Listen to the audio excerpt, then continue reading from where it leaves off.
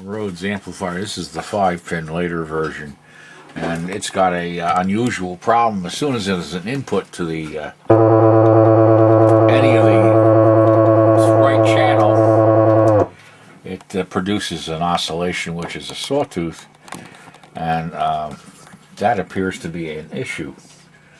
I'm going to try upping the bias slightly. And that hum you hear periodically when it's turning on is not necessarily good. It should be fairly silent. I'm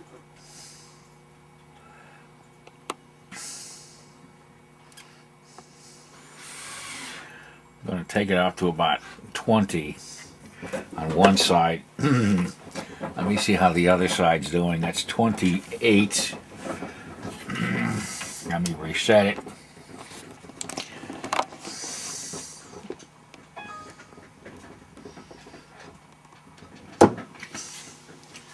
Let's see if we still have the problem.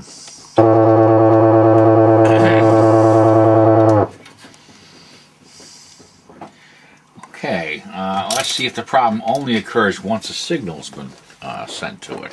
We're going to connect the input.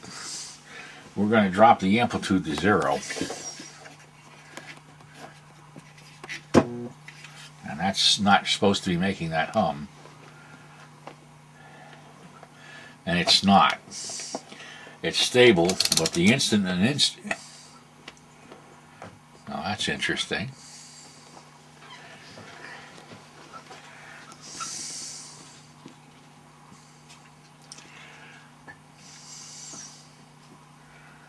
Let's see now, we've got this coming in, that's the speaker, and that's the one coming from this particular amplifier card. We have an input.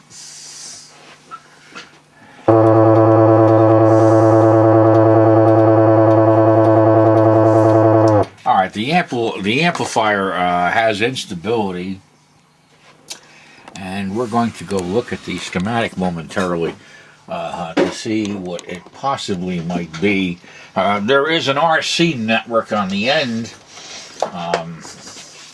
and by the way, this will not necessarily show up if you have a dummy load on it. We're putting a speaker on it, which makes it more unstable than it normally would be. That's about right.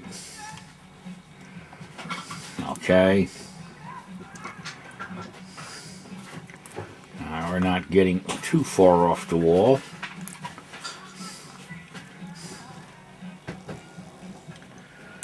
And we're checking just to see if any resistor got whacked. Every now and then you get one that does. This one reads 23.5 megohms. It shouldn't. There we go. I'm making better contact now. Okay. Some of these are small. Now, this could be the result of one of the little transistors zipping out on you. Unfortunately, I don't have anything to put in its place. It's 4.7. 100. Oh, so far. Alright, what we've done, since we have two identical channels, you understand, is we decided to pull a little swap and see where the problem is coming, maybe to help us narrow it down. So what we did is we took the bad board that was making the buzz and on this channel, and we took the board and stuck it up here, took the other board from up here, which was working perfectly, and stuck it down here. And as you can hear as we turn this on, it's got a problem still. So now, at the rate we're going, this looks like this is either a connection issue where something's not making contact in one of the connectors, or it's possibly the output stage itself, although it could be a connector issue again. It could also be a capacitor here that failed, or it could be a bad output transistor that's doing this. I kind of vote for the connector issue because This is the type of connector that degrades with age. So it's very possible that may be it. We're going to investigate it further and let you know what we find.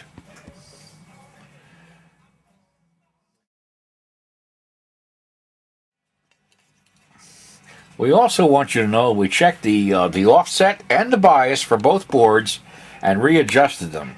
Now the offset and bias are DC components. They're not involved directly in the signal, and they're done at idle where there's no signal input. And we noticed that the board that was down here had an unusually high bias.